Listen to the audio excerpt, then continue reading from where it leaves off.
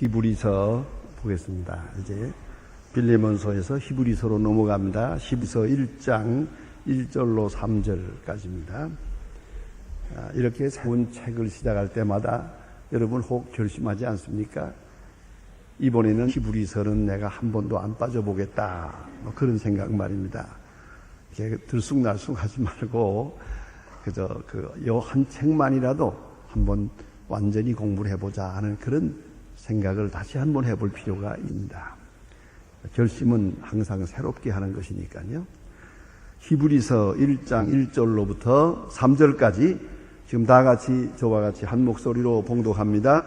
옛적의 선지자들로 여러 부분의 여러 모양으로 이 조상들에게 말씀하시고 이 모든 말씀하신 아래 아들로 우리에게 말씀하셨으니 이 아들을 만유의 후사로 세우시고 또 저로 말미암아 모든 세계를 지으셨느니라. 이는 하나님의 영광의 광채시요 그 본체의 형상이시라. 그의 능력의 말씀으로 만물을 붙드시며 저희의 등력해 하는 자유시시고 높은 곳에 계신 우리 우편에 앉았느니라. 아멘. 대단히 귀한 말씀을 오늘 본문에 보게 된다.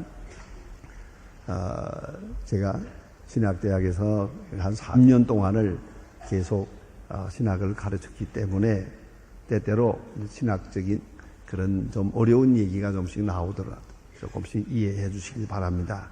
생각에는 이만큼 이해해야 성경을 바로 알 수 있겠다고 생각하기 때문에 때때로 그런 신학적인 얘기도 해봅니다. 예수 그리스도를 우리가 알고 만나고 믿고 또 그리고 그를 배우고 점점 더 깊이 예수에서 더 많은 지식과 이해를 가지려고 합니다. 그러려고 할 때 도대체 무엇을 통해야 할 것인가?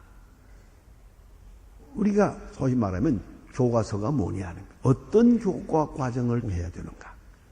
그리스도를 아는 교과 과정. 그것은 물론 성령의 역사지. 그 다음에 성경이요. 성경. 그 다음에 우리의 생활 속에서 경험하는 것입니다. 말씀을 몸으로 배우는 것입니다. 그걸 잊지 말아야 합니다. 그러니까 성령의 감동으로 우리의 몸과 정신이 완전히 그에게 사로잡혀서 새로운 세계를 향해서 마음을 열고 깨달음을 가지게 되고요. 그다음에 또 한 가지는 성경을 통해서 성경을 잘 이해해야 되죠. 그 다음에는 이 실제 생활 속에서 성경의 진리를 생활 속에서 경험합니다. 경험하면서 이거구나, 이것이 사랑이구나, 여기에 그리스도가 계시구나, 여기에 주님의 능력이 나타나는구나, 이렇게 생활 속에서 배우게 됩니다. 이 세 가지 길을 통해서 배우는데 이제 그 중간에 성경을 통해서 배운다 할 때 성경도 66권이에요. 어디서 성경을 예수를 이해해야 되나? 그럴 때 물론 구약에도 예수님의 모습이 있습니다. 예표적으로 나타나고 예언적으로 나타나고 그렇잖아요. 구약에 나타난 그리스도, 구약에 나타난 예수의 부활 사상도 있습니다. 제가 옛날에 신학대학을 졸업할 때 졸업 논문이 그것이었습니다. 구약에 나타난 예수의 부활. 거기도 구약에도 예수의 부활이 이것저것에서 이렇게 암시되어 있어요. 나타나 있습니다. 그러나 역시 예수에 대해서는 복음서지요. 마태, 마가, 누가, 요한. 그 복음서 속에 예수님의 모습이 입체적으로 나타납니다. 저는 어렸을 때 그런 생각을 많이 했고요. 저만이 아니라 역사적으로 보면 많은 신학자들이 혹은 교부들이 그런 생각을 했더라고요. 왜 복음서가 4개냐 이거예요. 그거 하나로 모으면 안 돼요? 같은 건 다 모아가지고 한 책으로 썼으면 좋겠는데 왜 이게 4권인가? 난 그게 불만이었어요. 그래서 나만이 아니라 불만 가진 사람이 많더라고요. 그리고 어떤 사람은 너무너무 순진해가지고 예수님이 세상에 4번 오신다고 있더라고요. 오셨다가 돌아가시고 오셨다 돌아가시고 하니까 그럴 수도 있을 것 같네요. 어쨌든 이 4책이라는 것이 이거 마음에 안 들어요. 그걸 모아서 하나로 하면 안 될까? 그런 생각들을 교부들 때부터 많이 했더라고요. 그러나 그렇게 할 성격이 아니라는 결론에 도달합니다. 왜냐하면 각각 다른 각도에서 예수를 보았거든요. 한마디로 말하면 사람의 얼굴도 우리는 정면으로만 봅니다. 아시는 대로 외국 사람들의 증명서에 보면 사진 증명할 때 사진이 두 장이에요. 하나는 앞에서 찍고 하나는 옆으로 찍고. 왜냐하면 앞에서 찍으면 코가 얼마나 큰지 모르잖아요. 그런데 옆으로 찍어야 돼요. 그건 사람도 아시는 대로 앞에서 보고 옆에서 보고 뒤에서 보고 또 그 다음에 같이 사귀어보고 이야기해보고 그렇지 않습니까? 밝은 데서 보고 어두운 데서 보고 이런 사건에 부딪힐 때 어떻게 반응하는지 또 운동 경기 갔을 때 어떻게 하는지 그 운동 같이 해보면 사람을 알 수 있어요. 그렇게 그런 것 여러 모양에서 그 사람의 모습이 이렇게 환하게 입체적으로 드러나지 않습니까? 그런 거로 네 복음이 필요해요. 마태, 마가, 누가, 요한 각각 다른 각도에서 한 예수에 대해서 증거해 줍니다. 자, 그러니까 그 이상은 제가 말씀을 안 드리겠습니다. 그런데 제가 신학대학에서 기독론이라는 공부를 많이 했고요. 또 공부를 외국에서도 했고 또 와서 가르치기도 했어요. 기독론이 얼마나 중요합니까? 기독론을 가르쳤는데 그 기독론을 가르치는 그 내용 중에 하나 중에 이런 얘기가 있답니다. 기독론에 대한 가장 오리지널 텍스트가 뭐냐는 거죠. 가장 원초적인 가장 중요한 교과서가 무엇일까? 소위 오리지널 텍스트 이 생각합니다. 오리지널 텍스트 그것을 한때 유명했던 레난이라고 하는 신학자는 뭐니 해도 예수님은 마가복음에서 보아야 된다. 마가복음의 예수님은 행동적인 예수입니다. 그래 별명해서 마가복음에 나타난 예수는 소입니다. 소처럼 일을 하거든. 마가복음은 말씀이 적어요. 비유도 몇 개가 안 돼요.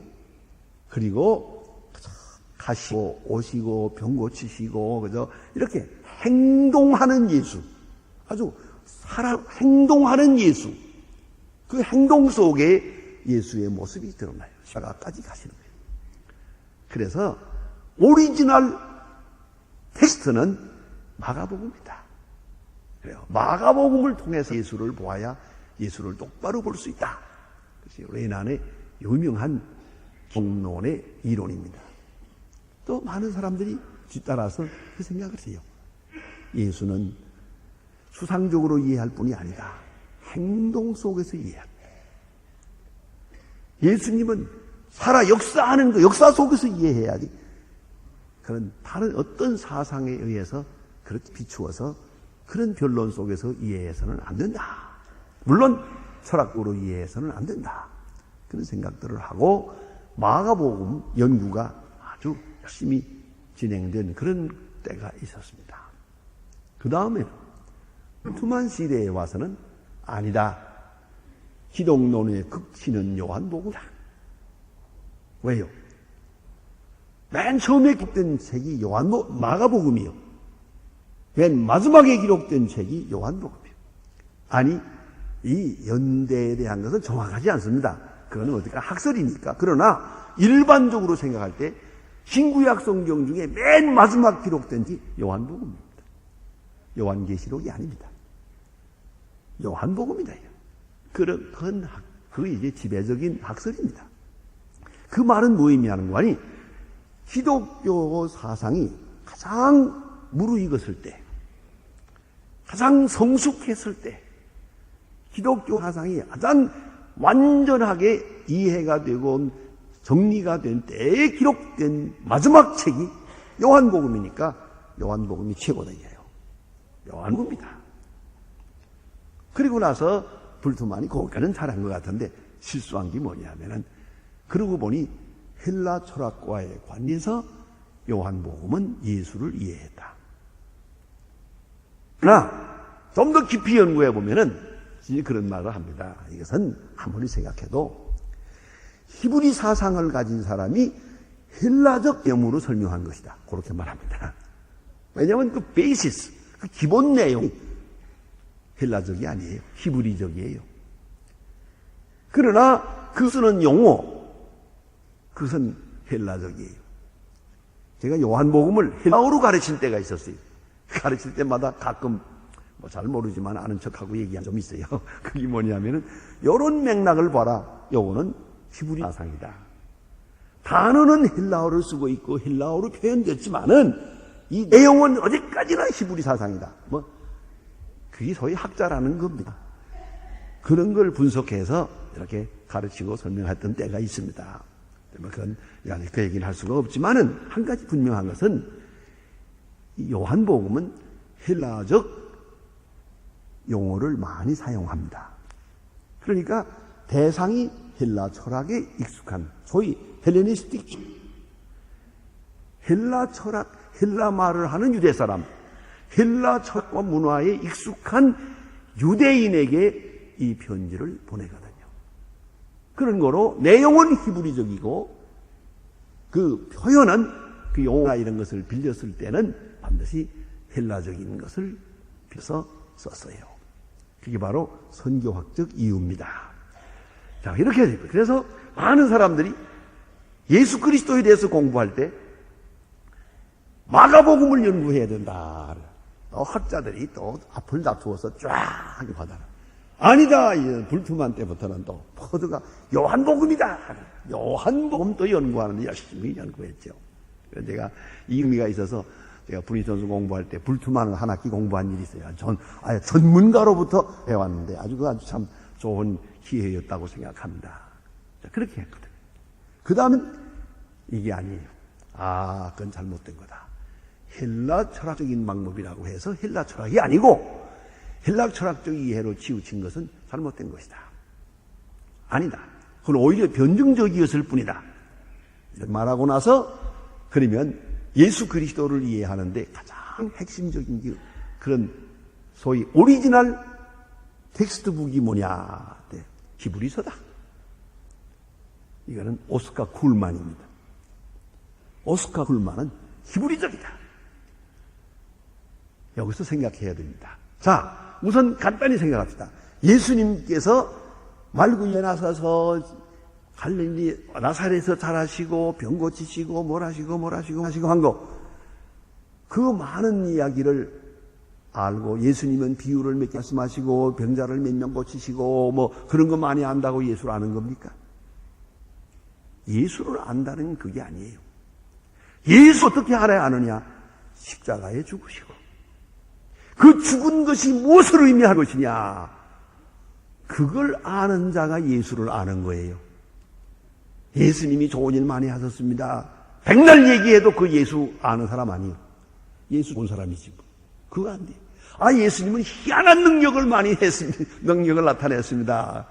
그것 안다고 해서 예수를 안 게 아니에요. 예수는 십자가예요. 십자가가 무엇을 의미하냐? 히브리서가 이것은 최고예요. 히브리서는 딱 집어 말하기를 자기의 피를 가지고 속죄 예사를 드린 거야. 이 설명을 해요. 그런 거로 제가 오늘 그래서 히브리서 신앙고백 이런 거예요. 제목 잘 지었죠. 히브리서 신앙고백. 히브리서가 말하는 예수. 오늘은 총론입니다. 그 다음부터 이제 하나하나 같은 말을 이제 설명해 나가겠습니다. 그래서 히브리서가 가장 중요하다. 예수 그리스도를 이해하는 데 있어서 가장 핵심적이고 가장 바르게 본 가장 깊은 세계에서 이해한 기독론이다. 그렇게 말하게 됩니다. 이런 얘기는 다시 신학대학에 가서 강의해야 하니까 더 이상은 안 하겠고요. 요점만 좀 몇 가지 말씀을 드렸습니다. 그 다음에 하나 궁금한 것은 히브리서는 저자를 모릅니다. 그래서 히브리서자들 이렇게 말하지 누구라고 할 수가 없어요. 히브리서는 저자가 숨겨졌어요. 그러나 많은 사람들, 절대적인 건 아닙니다. 많은 사람들이 사도 바울이 아니고는 이렇게 말할 사람이 없고 사도 바울의 기본 신학과 일치한다. 그래서 사도 바울이 히브리 문화권에 있는 사람들에게 이 글을 쓴 것이다. 바울은 헬라 문화권에서 선교했거든. 그러나 히브리 문화권에 있는 분들에게 그런 늘 향심이 있어서 그가 히브리 스타일, 히브리 문화권 분들에게 이 편지를 쓰게 된 것이다. 이렇게 이해하는 사람이 많습니다. 그러나 저자가 써있지 않으니만큼은 이걸 말하기가 좀 어렵고요. 그러나 종교개혁자 중에는 히브리서를 인용할 때마다 바울이 말하기를 이렇게 인용하기도 합니다. 그러니까 그렇게 이해하시고 확실한 저자는 모르나 아마도 바울일 것이다 라고 생각한다. 거기까지만 말씀을 드리겠습니다. 그 다음 오늘 본문에서 보면은 역사와 그리스도의 관계를 말씀합니다. 역사적 차원에서 예수를 이해한다. 이 사실 이것이 바로 희적인 겁니다. 추상적인 철학적으로 이해하는 게 아니고 역사 속에서 이해하는 거예요. 그것이 말하면 사건 속에서 사실 속에서 이해한다는 것이죠. 어떻게 이해하는가 봅시다. 말씀하시는 하나님을 말합니다. 말씀하시는 하나님. 아주 중요한 것이에요. 할바르트의 유명한 말이 있습니다. 예수 그리스도를 믿는다는 것은 창조자의 현존 가운데 사는 것을 의미한 창조자의 현존, 바로 그것이 예수 그리스도거든요. 그래서 생각해야 됩니다. 하나님은 말씀하시는 하나님이에요. 말씀은 또 계시요. 말씀할 때 우리는 이 말만 생각하거든요. 입으로 나오는 이 공기를 진동해서 전달하는 이 말만 생각하지는 아닙니다. 계시 자체를 말씀이라고 합니다. 하나님은 자연 속에서 말씀하십니다. 바람 속에서 말씀하십니다. 태풍 속에서 말씀하십니다. 빛 속에서 말씀하십니다. 우리에게 가까이 오십니다. 저 영원하신 하나님께서 현재 우리의 가까이 와서 우리로 하여금 하나님을 알도록 역사합니다. 우리가 하나님을 찾도록, 하나님을 깨닫도록 역사합니다. 바로 그런 역사를 계시라고 합니다. 아포칼립시스라는 계시라는 말은 그런 의미에서 이렇게 말합니다. 하나님의 일방적이요, 창조적이요, 효과적인 자기를 타내는 말씀, 그것을 자기 계시라고 합니다. 계시라는 것은 하나님께서 일방적으로 또 우리가 효과적으로 우리가 알도록, 우리가 알 수 있도록 말이에요. 알 수 없게 말하면서 알아라 그러는 게 아니고 알 수 있도록 그렇게 역사하나. 그것이 바로 계시옷이다. 그러면 계시하시는 하나님이라는 말은 좀 어려운 말이죠. 말씀하시는 하나님, 이건 히브리적인 표현이에요. 계시하시는 하나님, 이건 헬라적이에요. 철학적이거든요. 그런데 말씀하시는 하나님 아주 친근하죠? 이 바로 히브리적인 표현이에요. 하나님은 말씀하시는 하나님입니다. 말씀하는 말은 뭡니까? 인격적 관계라는 말이에요. 여러분 가끔 그런 얘기하죠. 말 상대 안 되는 사람이라고. 그럼 말 못하는 거죠. 말 상대가 된다는 게 얼마나 중요해요. 가끔 우리가 뭐 눈높이라는 말 하지만 눈높이가 중요한 건 말 높이예요. 말이 통해야 살잖아요. 눈이 높고 낮고는 그리 중요하진 않아요. 사람 인간관계에서 참 중요한 건 마음이 통해야 돼요. 말이 통한다는 뭐예요? 마음이 열렸다는 말이에요. 말이 통하려면 어때야 되느냐? 인격 대 인격으로 돼야 돼요. 상대방을 무시하고는 말이 통하지 않아요. 지렁이도 밟으면 꿈틀해요. 그것도 몰라 그래 보세요. 아는 사람 잘해봐 그러지. 그 다음에 말 안 통하는 거죠. 인격적으로 돼야 돼요. 어린애들과 얘기할 때도 걔들을 인격적으로 대하고, 이렇지 않느냐, 어떻게 생각하냐, 이래 돼야 얘기가 되지. 가라 와라 아니면 쥐어박는다 이래 되면 그럼 뭐 대화가 안 되는 거죠. 그러니까 하나님께서 우리에게 말씀하신다. 굉장한 거예요. 하나님 수준으로 우리를 높여놓았다는 뜻이에요. 말 상대가 되도록 우리를 인정했다는 거예요. 말씀하시는 하나님. 그러면 하나님께서 인간에게 말씀하시면서 우리에게 비슷한 반응을 원하세요. 어떤 응답을 원하느냐? 그것은 우선 믿음을 원하세요. 믿고야 들을 거 아니에요. 안 믿으면 들려지지도 않아요. 그러니까 믿음으로 말씀을 받아들여야 되고, 그 다음에는 들어야 돼요. 듣는 자세. 내 말만 해서는 안 되고 듣는 자세. 이게 두 번째 자세고요. 그 다음에는 순종한 것이에요. 그러니까 믿고 듣고 순종하고, 믿고 듣고 순종하기를 원하세요. 그러면 구원에 이르는 것이죠. 자, 그런데 오늘 본문 보니까 여러 모양으로 여러 방법으로 말씀하셨다 그랬어요. 여러 모양으로 뭡니까? 선지자들을 통해서. 또 여러 부분으로라고 했어요. 부분이라는 말이 참 중요해요. 선지자들을 통해 말하는 것은 온전한 게 아니에요. 부분적인 거예요. 언제나 부분적이고 불완전한 것이에요. 많은 선지자들을 통하여 부분적으로 불완전한 가운데서 말씀하셨어요. 또한 역사 속에서 상징적으로 말씀하셨어요. 선지자들을 통해서 예표적으로 말씀하셨어요. 마치 그림자처럼 말씀하셨어요.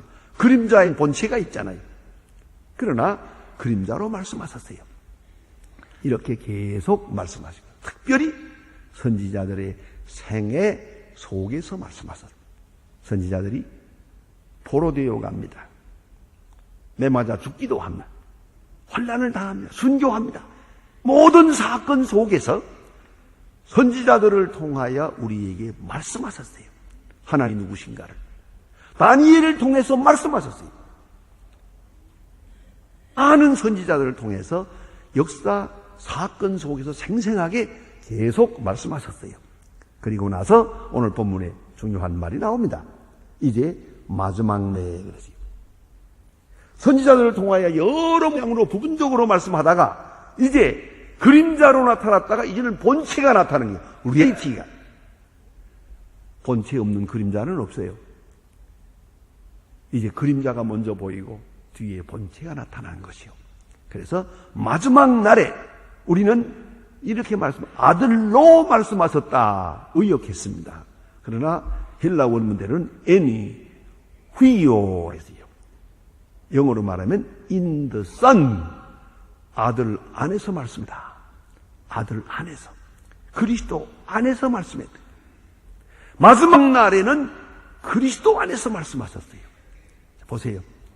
그래서 그의 생애를 통하여, 그의 사역을 통하여, 그의 교훈을 통하여, 특별히 십자가 사건을 통해서 말씀하셨어요. 여러분 이걸 아셔야 됩니다. 예수를 믿는다란 바로 십자가 안에서 말씀을 들어야 돼요. 무엇을 말하고 말씀합니까? 내가 너를 사랑한다. 내가 네 죄를 사했느니라. 내가 내 영원한 생명을 약속했느니라. 영원히 나와 함께 있으리라. 말씀하고 계시잖아요. 십자가를 쳐다보면서 그 속에서 무궁무진한 말씀을 듣는 것이 그리스도인이에요. 거기서 말씀 안에서 그리스도를 만나는 거죠. 유명한 파스칼이라고 하는 철학자가 있죠. 신학자이기도 하고 철학자이기도 했던 파스칼의 방세가 유명하지 않습니까? 그 파스칼의 원리라고 하는 말이 나올 만큼 그는 수학자요 물리학자였습니다. 주적인 교육 받지 않은 사람이지만 천재예요, 천재. 그래서 그렇게 많은 그 과학 원리를 우리에게 말해준 철학자가 있는데, 이렇게 총명한 사람인데도 그 여동생의 말에 의하면 여동생 자클린이 말하기를 그렇게 위대한 호기심에 가득 찬 사람이요, 그런 기억력을 가진 구비한 사람이요, 총명한 사람이지만은 우리 오빠는 신앙에 관해서는 어린아이처럼 단순하게 복종했었습니다. 이거 봐야 돼요. 유명한 철학자요 물리학자지만 신앙에 관해서는 어린아이 같아요.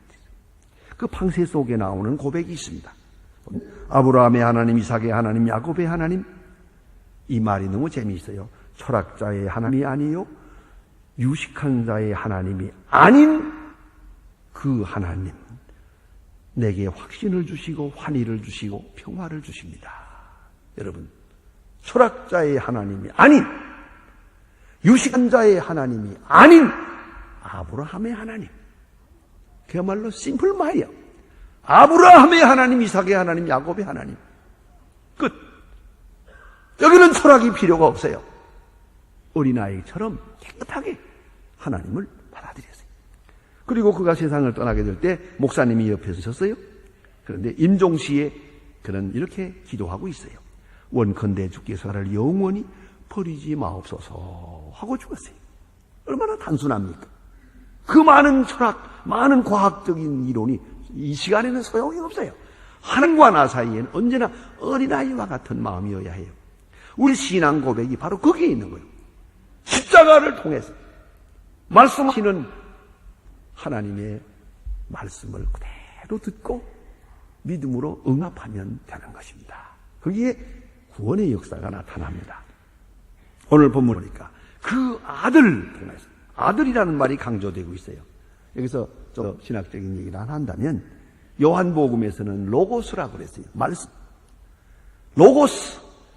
요한복음 1장 1절에서는 말씀을 말하고 이 히브리서에서는 아들 그래요. 아주 가정적인 표현이죠. 아들, 하나님의 아들, 이건 히브리적인 표현이에요. 말씀하고 말할 때 로고스 하면 이건 헬라적인 표현이에요.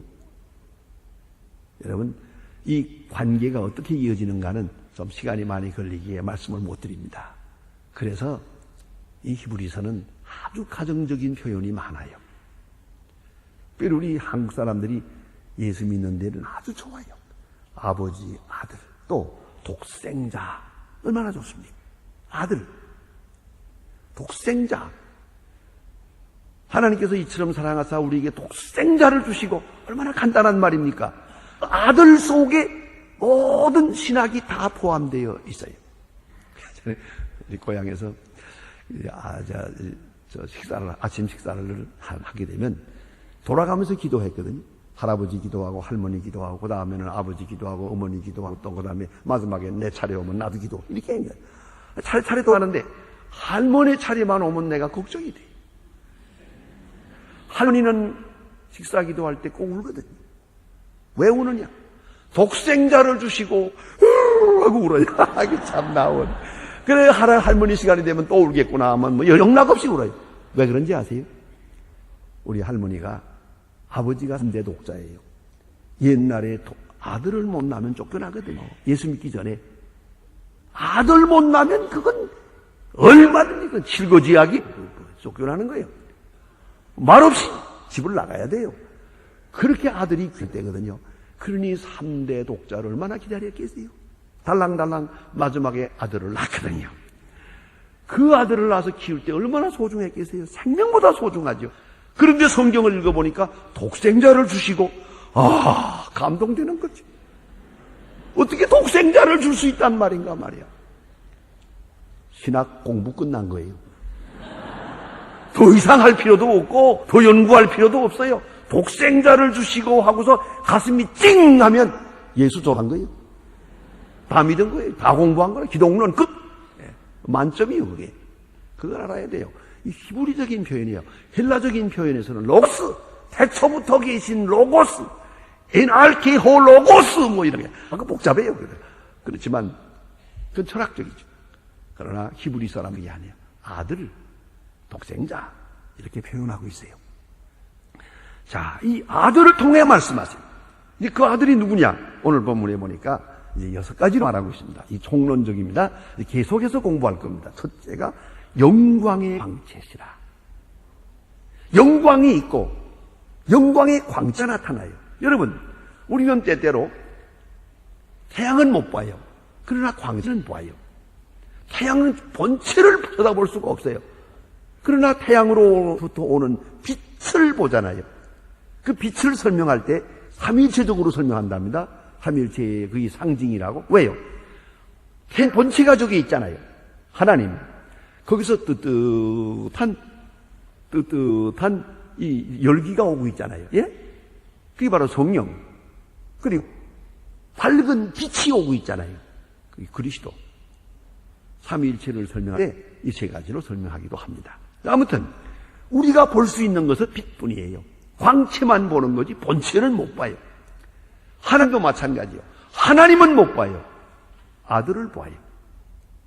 이것을 가르쳐서 그는 영광의 광채라. 하나님의 영광의 광채, 바로 그가 그리스도다. 요한복음 1장 14절에는 말씀이 육신이 우리 가운데 거하신다.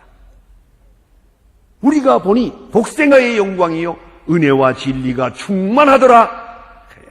최고 고백입니다. 요한의 고백입니다. 그게 말씀이 육신이 되어 우리 가운데 거하시고 홀로그스 악세계 내도 그리고 나서 우리가 보니 내가 깨달았니 독생자의 영광이더라. 은혜와 진리가 충만하라. 요한은 히브리적으로 본 거예요. 그래서 내가 요한복음은 헬라적이 아니라는 거죠. 히브리적인 것을 헬라말로 표현한 거다. 이렇게 말하게 되는 겁니다. 자, 아무튼 그래 여기 보는 대로 하나님의 영광의 광채다. 그렇게. 그러니까 하나님은 사랑인데 예수를 통해서 하나님의 사랑이 뭔지를 알게 돼요. 십자가를 통해서 하나님의 본체를 알게 돼요. 그러니까 다른 말로 말해서 영광의 광채다. 이렇게 말하게 돼요. 그 다음에 최종 왕권을 말하고 있어요. 궁극적 왕권. 그리스도의 나라를 말하고 있어요. 빌립보 2장 9절에 보면 이제 그리스도의 나라가 이루어진다. 영광의 광채. 영광의 나라. 그래요. 그 왕권을 가지고 계시다. 그 다음에 십자가로 왕권을 얻었어요. 그 다음에 오늘 세 번째는 그는 창조주라고 되어 있어요. 왜요? 보세요. 모든 세계를 지으셨느니라. 저로 말미암아 모든 세계를 지으셨느니라. 그는 창조주예요. 피조물이 아니에요. 피조물 중에 하는 게 아니고요. 그는 창조주 자신이라는 것을 기독론에 있어서 아주 중요한 부분이죠. 창조주가 되신다. 또 그 다음에 요한에 있어서는 태초에 말씀이 있으니라 이렇게 말하죠. 거기서도 예수가 창조주됨을 말합니다. 오늘도 여기서 창조주됨을 말하고 그 다음에는 또 하나는 만물을 붙드시고 만물의 보유자가 되고 계시다는 말씀입니다. 여기 보니 자 이제 보세요. 그의 능력의 말씀으로 만물을 붙드시며 오늘도 말씀으로 창조만 한 게 아니라 말씀으로 온 우주를 붙들고 계시는 거예요. 특별히 영적인 세계를 붙들고 있어요. 그리스도인들을 붙들고 있어요. 말씀에 공급받지 못하면 그리스도인은 무너져요. 말씀이 들려지지 않으면 벌써 신앙은 멀어지고 말아요. 계속 그리스도의 말씀으로 우리 영을, 우리의 몸을, 우리의 생명을 붙들어 주시고 아니 우주 전체를 말씀의 능력으로 붙들고 있다. 그렇지 영이고 보유하고 있다. 이렇게 말합니다. 자, 그 다음에 5번째는 또 중요한 말씀이 있어요. 자, 만물을 붙드시며 죄를 정결케 하시는 일을 하시고 죄를 정결케 하는 일을 하시고 뭡니까? 구속의 역사죠. 예수가 우리 죄를 사하는 거예요. 오직 예수를 통해서 우리가 죄 사함 받을 수 있어요. 그가 우리 죄를 사하시는 능력을 가지고 계세요. 그래서 예수 그리스도는 우리의 구주가 되시는 것이죠. Redemptive work, 원의 역사를 그가 이루신다. 죄를 정결케 하시고 마지막에 그 다음에 보니까 3절 끝에 가서 보면 높은 곳에 계신 위엄의 우편에 앉으셨느니라. 높은 곳에 있는 위엄, 하나님 자신을 말하는 거예요. 하나님 우편에 앉으셨느니라. 빌립보 2장에서도 말합니다. 하나님 우편에 앉으셨느니라. 그는 지금 중보적 존재로 하나님 우편에 계세요. 지금도 우리를 위하여 계세요. 지금도 우리를 위하여 기도하고 계세요. 그가 계심으로 우리가 죄 사하는 거예요. 중보적 존재로 하나님 우편에 계세요. 그리고 우리를 기다리고 있단 말이에요. 그 그리스도예요. 그 세상에 와서 병 고치고 마시고 왔다 갔다 하시던 그 예수하고는 다르죠? 히브리적 고백의 예수는 이렇게 높은 예수, 영광의 본체요. 그리고 하나님 편에 계시는 그 예수를 말씀하고 있습니다. 재미있는 얘기가 있습니다. 빅토리아 여왕이, 영국은 빅토리아 여왕 때가 제일 전승기였죠. 그런데 빅토리아 여왕이 좋은 마음으로 아주 불쌍한 노인들을 위해서 양로원을 만들었어요. 큰 양로원을 하나 지어놨어요. 어떤 지나가던 신사, 교인 신사 한 사람이 그 방문해가지고 이렇게 좋은 양로원을 지었고 많은 노인들을 여기다가 이렇게 편안하게 살게 해주었는데 혹 여왕님께서 한 분 방문한 일이 있습니까? 양로원만 지어주고 신이 방문하지 않았을 것 같아서 방문한 일이 있습니까? 그랬더니 이거 무슨 말씀입니까? 종종 오십니다. 그러지. 그래요? 참 고맙구만요. 그러면 하나 더 물어보겠어요. 만왕의 왕이신 예수님께서는 종종 오실까? 하고 물어봤어요. 했더니 아니 이 사람이 하더니 아주 그분은 오실 분이 아닙니다. 예수는 오실 분이 아닙니다.